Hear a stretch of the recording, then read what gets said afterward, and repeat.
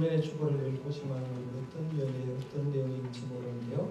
칼라판 한번 이렇게 보시고요. 칼라판 우리 교회 이름이 있고 그 옆에 나오는 정동 비전이다 그런 부분이 있습니다.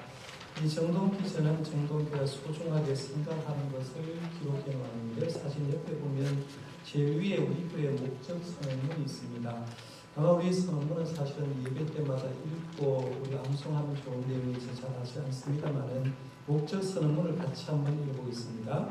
정동교회는 하나님의 나라를 구현하기 위하여 하나님께서 원하시는 성경적 건강한 교회를 세우므로 이 시대의 모형적인 교회를 만들어 가는 데 있다. 정동교회가 왜 어떤 목적을 가지고 있느냐라고 얘기하면 어려우면 성경적인 건강한 교회가 우리 교회의 목적이다라고 생각하고 우리 교회는 성경적인 건강한 교회를 닮아가려고 노력한다라고 생각하시면 되겠습니다. 그 밑에 보면 하단에 핵심 5대 비전이 있습니다. 첫 번째가 평신도를 세워가는 교회고, 두 번째는 지역사회에서 인정받는 교회고, 세 번째는 인재를 배출하는 교회고, 네 번째는 선교에 최선을 다하는 교회고, 다섯 번째는 끊임없이 개혁하는 교회인데요.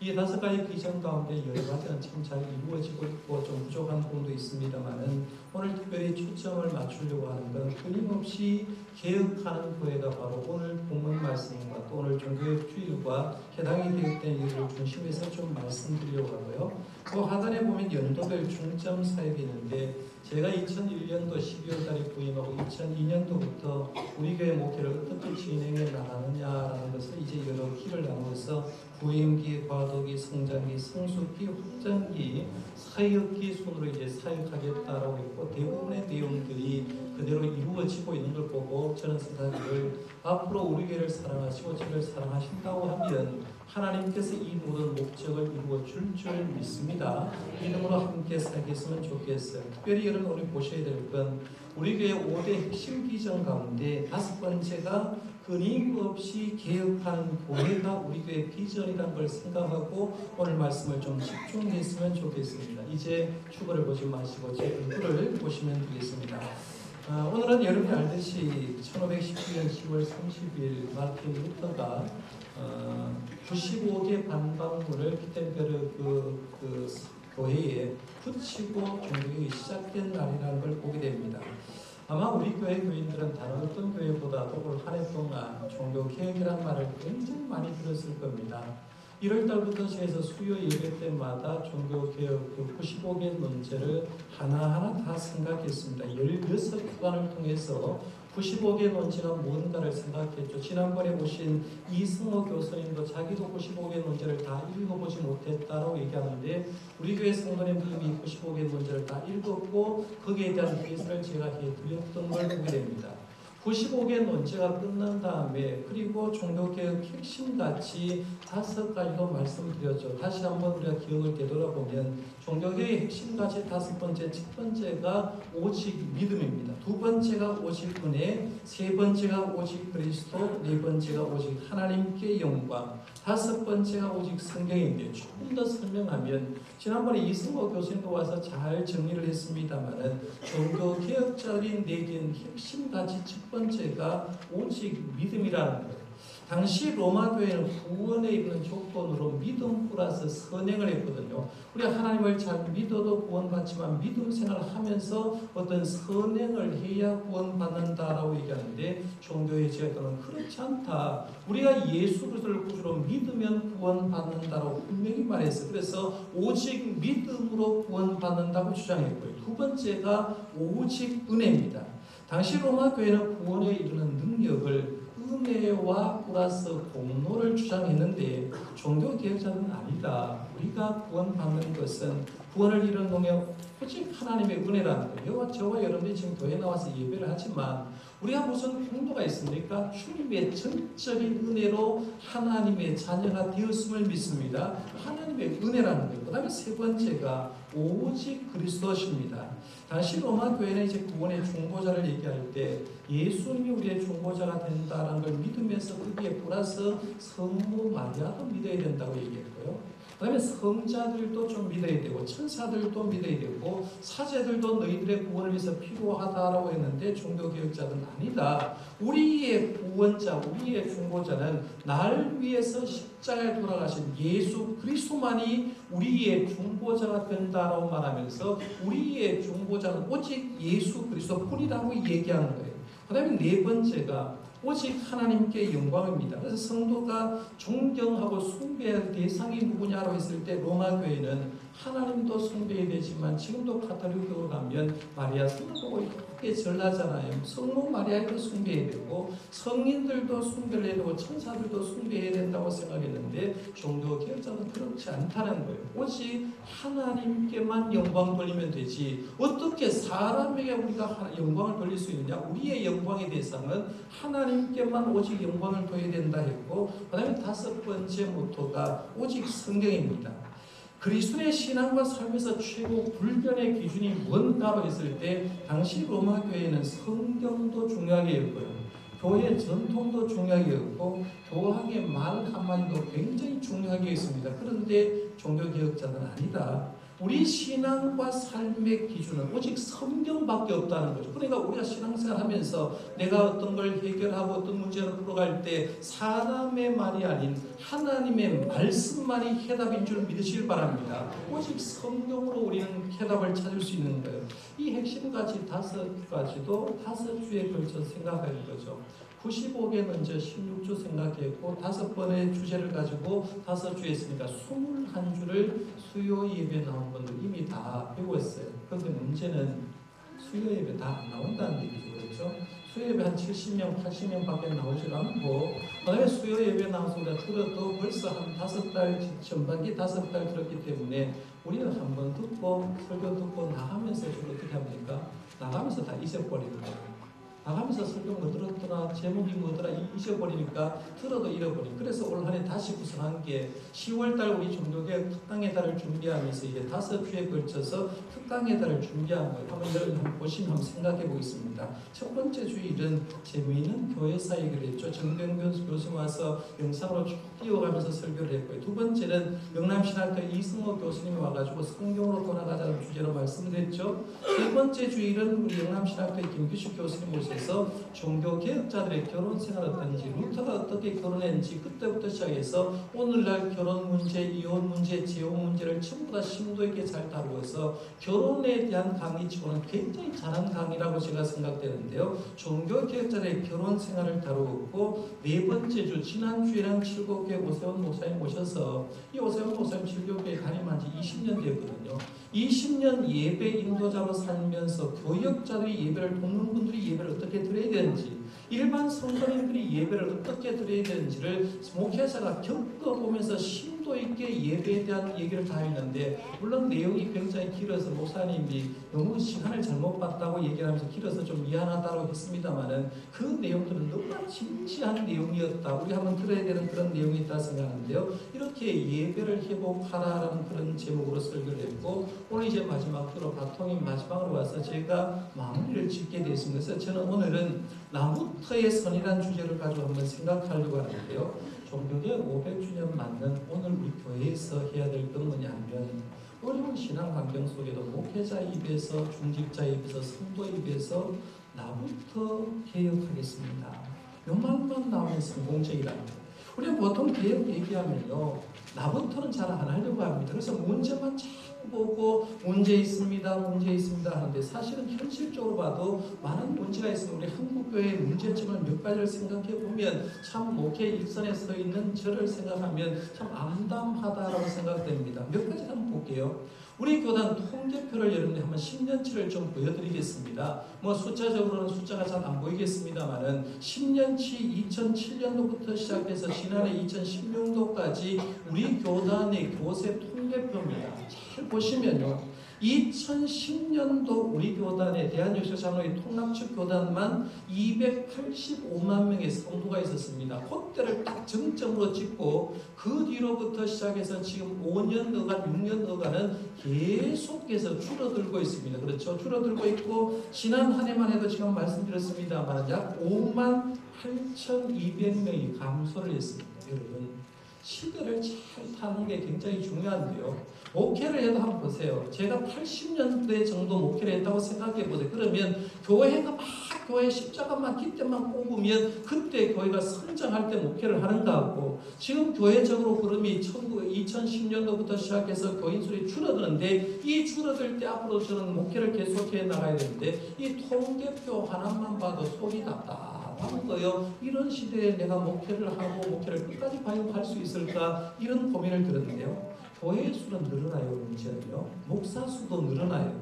장로님 수도 늘어나는데 문제는 교인 수는 줄어들고 있습니다. 왜 그러냐? 크게 두 가지 얘기를 하면, 자기가 교인이라고 얘기하면서 교회를 안 나가는 일명 가난한 교인들이 많아진다는 거예요. 두 번째는 아이들 출산율이 적어지니까 교회 학교 수가 너무나 줄어드니까 아이의 출산율을 저하러 교회 학교 수가 줄어들고 교회 안 나가는 교인들이 많기 때문에 교회 출석수는 점차적으로 줄어들고 있다고 봅니다. 이런 암울한 심령이 앞으로 이어진다는 거예요. 또 목사로서 연기에 이제 노예 갑니다. 봄 노예를 가고 가을 노예를 쭉 가가지고요. 회의를 한번 참석해 보면, 우리 장로님들은 몇 분 이제 회의를 참석합니다만은, 교회는 무슨 소리 나와야 돼요? 교회는 예수님 소리만 나오는데요. 그렇죠? 교회는 하나님의 영광을 위한, 하나님을 찬양하는 소리만 들리면 됩니다. 그러면 하나님의 영광을 위하고 하나님을 찬양하는 목사, 장로들이 모인 노예에 가면 무슨 소리가 나와야 되느냐면, 어떻게 하면 우리 노예가 하나님께 영광 돌릴까? 어떻게 하면 하나님을 찬양하고 예수님의 복음을 전파할까? 이런 고민들이 나오는 회의를 해야 되는데, 노예가 보면 그런 얘기하지 않고 나오는 게 법이요, 이런 얘기하거든요. 법이요. 그리고 사소한 말 한마디 가지고 꼬투리를 잡아서 비비꼬 가지고 얘기하는 것이 있습니다. 저는 노예 참석에서 한 번도 발언하지 않았지만, 정상적인 의식을 가지고 있는 목사가 참석하면요, 희망이 없구나라고 생각될 때가 굉장히 많습니다. 총회를 봐도 그렇고요, 노예를 봐도 그렇습니다. 그러면 성도를 보면 어떤가? 저는 우리 교회 감사하는 거예요. 장로님, 시무장님 7분 계시지만요, 노예 정치 안 하는 게 너무 감사해요. 사실은요. 장로님이 노예 안 하도 아이고 장로님 잘합니다. 우리 사회생활에서 열심히 일하고 11조하고 내 삶에서 하나님께 영광 돌리는 게 좋지, 그 귀한 시간에 거기 와 있을 필요가 없다고 저는 주장하는 주장입니다만, 장로님이 한 번 예를 들어서 노예 정치에 빠져버리면요, 교회는 순식간에 힘들어질 수 있어요. 그래서 우리 교회 장로님들은 노예 정치 안에서 감사하고, 교인들 가운데도 때가 그렇게 많이 안 묻어서 굉장히 감사한데, 다른 교회 장로님이나 중직자를 쭉 보면요, 주님의 향기가 드러나지 않는 사람이 많아요. 저 옆에 가면 예수님의 향기가 드러나야 되는데, 예수 믿는 장로님, 예수 믿는 안수 집사님, 예수 믿는 권사님 같으면 예수님의 향기가 드러나야 되는데, 주님의 향기가 드러나지 않고 그 교회 주인은 누굽니까? 제가 늘 확인하는 거고요. 정동교회 주인이 누굽니까? 저도 아니에요. 우리 교회 장로님도 아니에요. 교회의 주인은 예수 그리스도인데, 교회 어떤 중직자를 보면 자기가 그 교회의 주인이냐 행사할 때가 굉장히 많다는 거죠. 그러니까 개교회를 돌아봐도 참 희망이 없구나라고 생각되는데, 그러면 보세요. 총회적으로 봐도, 노예적으로 봐도, 개교회로 봐도 희망이 없구나라고 생각하고, 그럼 이제는 한국교회는 희망이 없어라고 마음을 탁 닫아버리고 더 이상 희망이 없는 것이, 그러면서 사는 것이 중요한가 하는 거예요. 이럴 때 필요한 게 뭐냐면 500년 전 종교를 했던 루터의 마음이 필요하다는 얘기입니다. 그런데 500년 전 루터가 종교를 할 때 로마 교황청을 변화시키려고 한 건 아니거든요. 독일 교회를 변화시키려고 한 게 아니라는 거예요. 자기가 성경을 보면 깨달은 진리대로 살지 못한 걸 보면서 비텐베르크 대학교를 다니는, 비텐베르크 대학을 다니는 그 교수와 학생들에게 내가 깨달은 것은 이것인데 지금 잘못된 교회 현상을 보면서 여기에 대해서 논쟁 한번 해보자 라고 말하면서 우리부터 뭔가 바르게 살려고 시작하는 게 하나님께서 기뻐하시니까 그것이 종교개혁의 발단이 되고 오늘날 개신교가 탄생된 거란 얘기죠. 그러면 한 사람이 어떤 생각을 하고 있는가 굉장히 중요한 문제라는 거예요. 제가 한 사람이 어떤 생각을 하냐 중요하기 위해서 두 사람의 예를 한번 들어볼게요. 한 사람은 독일 사람이고요, 한 사람은 우리 한국 사람입니다. 먼저 한 사람은 아돌프 아이히만이라는 사람을 제가 좀 소개를 해보려고 합니다. 이 사람은 어떤 사람이냐면 나치 독일 당시에 유대인 학살을 쭉 총책임자입니다. 여러분, 유대인들이 무슨 죄가 있습니까? 그런데 이 유대 사람들이 독일 치하에서 엄청난 사람이 죽어갔지 않습니까? 엄청나게 많은 사람이 가스실로 들어가서 가스를 흡입하고 생체 실험을 하고 힘들게 이렇게 죽어가는 걸 보는데, 유대인의 학살의 총책임자가 누구냐면 이 사람 아히만이라는 사람이라는 거예요. 이 사람이 유대 사람을 수없이 많이 가스실로 보내서 죽였습니다. 그런 다음에 2차 세계대전이 종전되고 그는 미군에서 붙잡혔습니다. 그런데 1946년 포로 수용소에서 탈출해서 중동책을 전전긍긍하다가 1958년, 우리 교회 58년생이 굉장히 많은데요, 58년부터는 아르헨티나로 가서 거기서 숨어 살게 됩니다. 이스라엘 사람들이 이제 아르헨티나에서 자원봉사를 하는데 자기 나라의 백성을 죽인 장본인 아히만이 있다라는 거하고 봉사자들이 깨닫게 됩니다. 저 사람이 아히만이라고 얘기해서 이스라엘에게 연락을 하게 되고, 결국에는 그 사람이 발견돼서 1960년 5월 11일에 체포가 되고 9일 후에 비밀리에 이스라엘로 이송이 되고, 이스라엘 나라가 전범으로 이 아히만을 국제적으로 이제 재판을 하게 됩니다. 큰 재판, 특별 재판을 열렸는데요, 아히만이 재판장에서 이런 말을 했습니다. 나는 잘못한 것이 없다. 위에서 시키는 대로 했다. 이렇게 하는 거예요. 나는 잘못한 게 없다. 위에서 시키는 대로 했을 뿐이다 라고 하는 거예요. 자기가 그렇게 많은 유대 사람을 가스실로 보내놓고 하는 말이, 나는 거대한 이 독일의 시스템 속에서 한 사람에 불과하기 때문에 나는 잘못이 없다라고 주장하는 거예요. 결국 그는 1962년 5월 30일 교수형으로 세상을 떠납니다. 잘 생각해봐. 그렇게 많은 사람을 죽여놓고 하는 말이, 나는 잘못한 것이 없다, 위에서 시키는 대로 했을 뿐이다 라는 말을 듣면 씁쓸하잖아요. 사람이 저런 사람이 어디 있냐 이렇게 생각될 수가 있잖아요. 또 한 사람은 내 반대 사람 한번 소개하려고 합니다. 한국 사람입니다. 박십주 씨라는 사람, 이름이 좀 발음하기가 쉽지 않은데요, 십주시래. 박십주 씨. 이분은 경기도 광주에 사는 농업입니다. 그냥 생기기는 이렇게 생겼다라고 이제 인터넷에 나오는데요, 이 박십주 씨를 소개하려고 하면 1997년에 일어났던 IMF 외환 위기 얘기부터 들어가야 됩니다. 여러분 잘 보세요. 1997년 IMF 외환 위기가 닥치니까 순식간에 쑥대밭이 되었죠. 기업들 도산했습니다. 사장님들 자살한 사람 수없이 많았고요. 회사 다니는 가장들이 실직해서 집에 들어와서 굉장히 힘든 시절을 보냈습니다. 우리 한국에 새창바람이 불어왔거든요. 그 새창바람이 불어올 때 이 나라를 살려보려고 국민적인 운동 하나가 벌어졌는데, 금모으기 운동이 벌어진 거죠. 일제시대 때 했던 것처럼 금모으기 운동이 벌어졌는데, 금모으기 운동이 1998년 1월 5일부터 금모으기 운동이 시작됐는데, 약 4개월 동안 230톤의 금이 모아져서 이 금을 해외에 팔고 그것을 외환으로 보유해서 우리나라가 외환 위기를 탈출하는 데 굉장히 많이 도움이 되었다라고 하는데요. 김대중 대통령이 이제 퇴임하고 자서전을 써서, 제가 이 김대중 대통령의 자서전도 2권을 다 읽어봤는데 두 번째 권에 이런 얘기를 합니다. 그때 당시에 금모으기 운동을 할 때 상황을 이렇게 쓰고 있습니다. 날마다 감동적인 일이 벌어졌다. 바로 전 세계를 감동시킨 금모으기 운동이었다. 국민들이 장롱 속에 금부채를 꺼내 은행으로 가져갔다. 전국의 은행마다 금부채를 든 사람들이 줄을 섰다. 금반지, 금목걸이가 쏟아져 나왔다. 하나같이 귀한 사인이 담겨있는 소중한 징표들이었다. 백성들이 나라의 빈 곳간을 자신의 금으로 채우고 있었다. 신혼부부는 결혼 반지를, 젊은 부부는 아이들의 돌반지를, 노부부는 자식들이 사준 효도 반지를 내놓았다. 운동선수들은 평생 자랑거리며 땀의 결정체인 금메달을 내놓았다. 김수환 추기경은 추기경 취임 때 받은 십자가를 개척했다고 한다. 그 귀한 것을 어떻게 내놓으셨냐고 주위에서 아까워하자 이렇게 말했다고 한다. 예수님은 몸을 버리셨는데 이것은 아무것도 아닙니다. 이런 걸로 풀었습니다.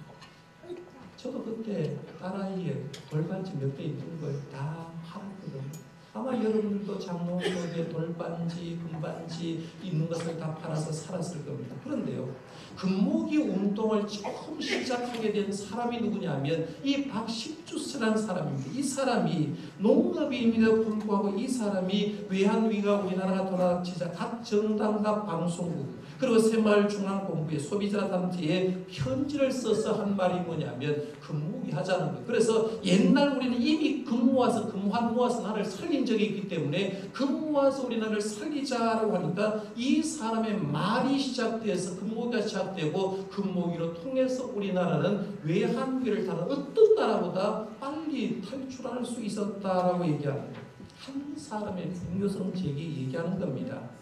한 사람은 희망을 제가 드렸어요. 그는 그렇게 많은 잘못을 저질러 놓고 하는 말이 나 때문이 아니다라고 얘기한 자기의 중요성을 망각한 아이히만이라는 사람도 있고요.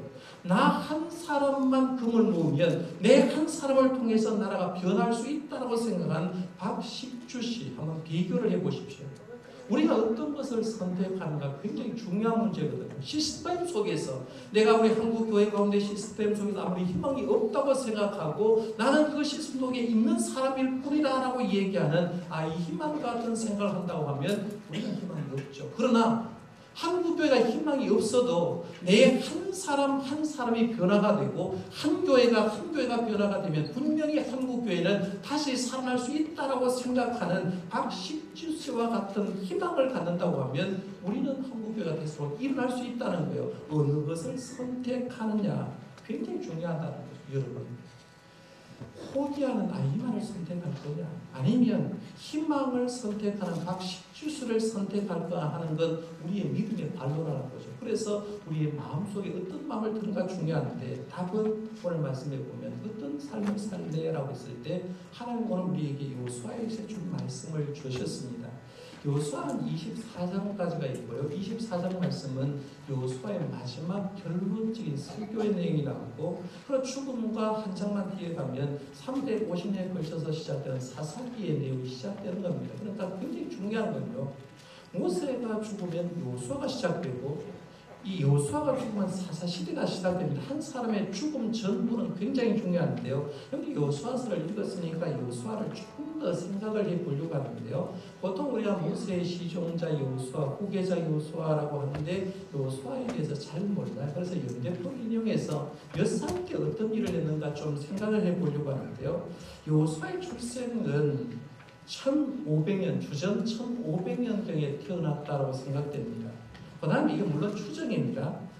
출애굽을 했을 때는 54세 때 출애굽을 했다고 생각합니다. 그래서 애굽에서 종살이 하다가 54세 때 1446년경에 출애굽을 했고요. 출애굽을 해서 우리가 알듯이 모세의 수종자가 되고 아말렉과의 전쟁을 지휘할 때 여호수아의 나이는 대략 54세 정도 되었으리라고 생각합니다. 그리고 1년 후에 이제 가나안 정탐꾼을 보내잖아요. 12명의 정탐꾼을 리더를 보내서 정탐꾼을 보냈을 때 여호수아 갈렙만 돌아와서 그들은 우리의 밥이다 가자 하고 이렇게 얘기했지 않습니까? 그런 믿음의 보고를 할 때가 55세였습니다. 그리고 나서 38년 동안 부정적으로 보고하던 이 열지파 때문에 38년 동안 이어서 광야 생활을 하고 모세가 죽자 후계자로 임명을 받게 됩니다. 그리고 하나님께서 이 여호수아와 함께할 약속을 받는 게 95세 때입니다. 그러니까 95세 때 여호수아는 가나안 땅에 들어가 여리고성 정복부터 시작해서 15년 세월을 가나안을 정복을 하는 거죠. 그리고 나서 15년 후에 110세가 되어서 오늘 본 말씀의 세겜에서 백성들과 언약을 맺고 딥나셀에서 사역을 마감하고 장사가 됩니다. 110세에 하나님께 부름받았습니다.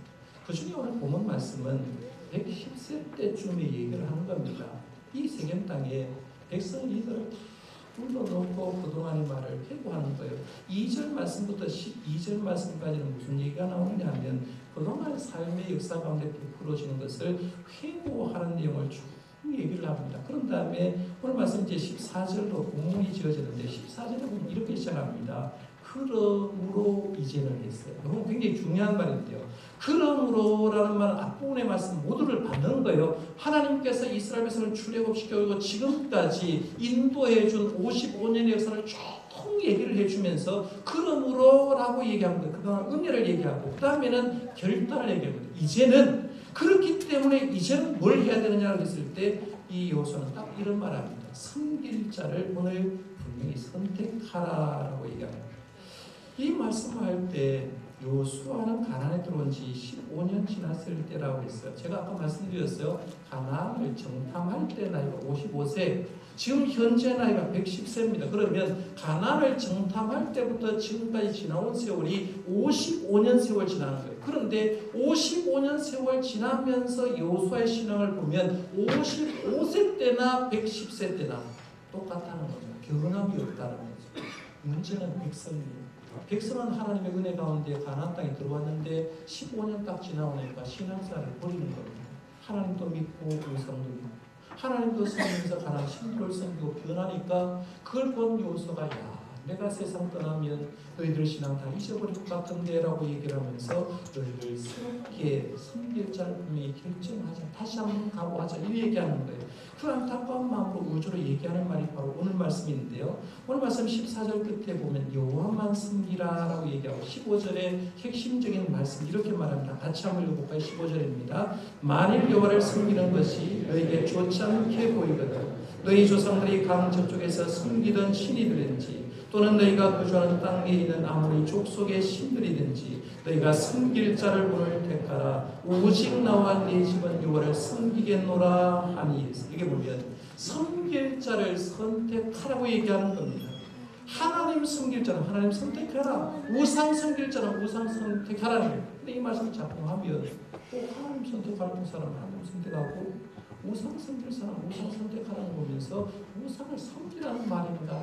그렇게 생각할 수 있는데 그 말을 하는 게 아니라는 거죠. 하나님은 겸하여 섬기는 걸 싫어하니까 하나님만을 뜨겁게 좀 섬겨라. 하나님만을 섬기라는 걸 강조하기 위해서 이런 표현을 쓰는 거죠. 그래서 그렇게 얘기한 다음에 이런 말을 합니다. 15절 끝에 보면 이 섬길 거를 백성에게 요구한 다음에 이렇게 말합니다. 오직 나와 내 집은 여호와를 섬기겠노라 했어요. 여러분 이 말씀에 보셔야 될 건 백성들에게 얘기하는 여호수아가 뭐라고 얘기하느냐 하면 너희들 섬길 자를 택하라고 얘기한 다음에 자기 결단을 얘기합니다. 오직 나 그리고 내 집은 여호와를 섬기겠노라고 말하면서 자기부터 선언한 거예요. 나부터 선언한 거예요. 내 하나님 잘 섬길 거마. 우리 가정은 오직 하나님만 섬길 거니까 너희들도 섬길 자를 제대로 선택하라라고 얘기하는 거예요. 여러분 개혁은 남이 해주는 것 아닙니다. 예를 들면 이런 거예요. 집에서 부유해서 부잣집에서 이제 청소부가 청소할 수가 있습니다만은 대체적으로 일반 가정의 집에 먼지가 있으면 그 먼지 남의 집 사람한테 털어주지 않습니다. 닦아주지 않습니다. 내 집에 더러운 거 누가 닦아야 됩니까? 내가 닦아야죠. 내 얼굴이 더러우면 누가 닦아야 됩니까? 남이 닦아주는 것이 아니라 내 얼굴 더러우면 내가 씻어야 되죠. 내가 할 수 있는 것부터 시작해서 변화한다는 거죠. 그러니까 개혁이 무엇이냐라고 했을 때 사실은 개혁은 나부터 실천함으로 개혁은 이루어지는 겁니다. 그런데 오늘 우리 성도들은 이렇게 생각합니다. 개혁은 누구부터? 교회부터. 개혁은 누구부터? 개혁은 목사님부터 해야죠. 맞는 말이에요. 저는 지금 이 시대에 목사가 된 게 너무너무 가슴 아파요. 진짜 힘들어요.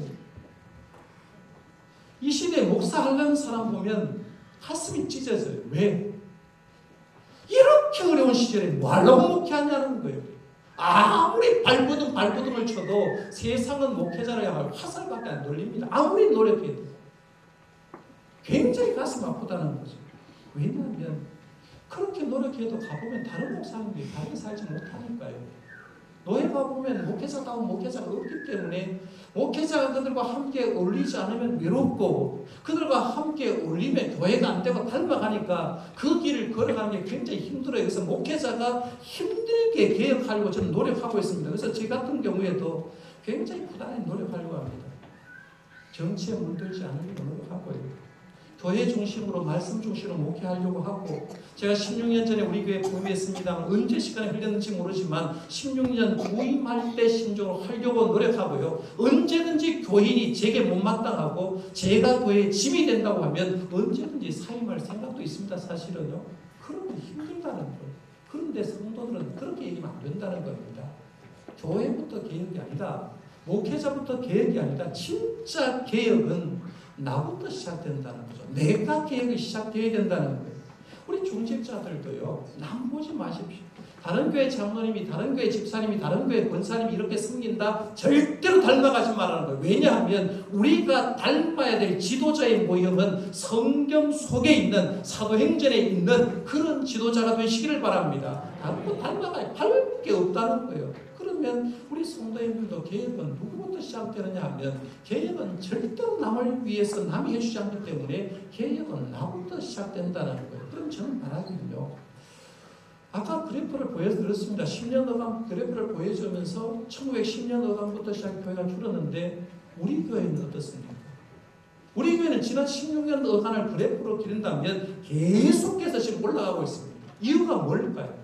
저는 생각할 때 지금도 교회의 머리는 하나님이신 줄 믿습니다. 예수님이 교회의 머리인 줄 믿습니다. 그러면 우리가 주님의 마음에 합하기만 하면 분명히 하나님은 우리 교회의 역사를 베풀어 줄 믿습니다. 그러니까 다른 교회, 다른 목사님, 다른 성도님을 변받지 말고 오늘 이 말씀을 쭉 생각하면서 종교개혁주의를 마무리하면서 제가 드리고 싶은 것은 나부터 해서 하나님, 나부터 기도하겠습니다. 저도 고민하고 여러분도 고민해서 저를 통해서 우리 교회를 통해서 한국 교회가 변화되는 역사를 경험할 수 있는 저와 여러분들 되시기를 바랍니다. 기도하겠습니다.